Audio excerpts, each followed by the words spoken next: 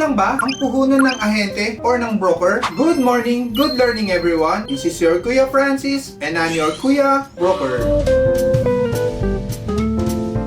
Mga ka-property, naniniwala po ba kayo na laway lang ba ang puhunan ng ahente or ng broker? Sa video natin today, i-share ko sa inyo kung ano ang mga expenses para makakuha ng buyer ang mga ahente or ang mga real estate broker. Number 1, bago po kami makapag-meet at i-assist sila, nag-aral at napuyat po kami para dumami ang aming knowledge at pumasa sa PRC para magkaroon ng professional license. Kailangan mong may sasakyan pang tripping, kaya karamihan po, pikit mata na lang po sa car loan para makabili ng sasakyan. Bayad sa ads at marketing expense. Mga ka-property, hindi po biro ang gastos sa ads at marketing para maging effective kami makakuha ng clients. Expenses sa mga gadgets, sa paggawa ng video at pagkuha ng magandang pictures. Bayad sa permits at licenses. Kaya masakit po sa amin na pag nagustuhan na ng buyer ang bahay, ay biglang magdadala ang kamag-anak na mag-aahente. Or worse, ay ibabypass pa po kami at magdediretsuhan ang buyer at ang seller. Nakikita po ng ating Diyos ang lahat ng ating ginagawa at pagpapalain po tayo ng todo kung tayo po ay magre-respeto sa kanya-kanyang profession at kung tama po ang ginagawa natin. Again, this is your Kuya Broker. God bless po sa ating lahat.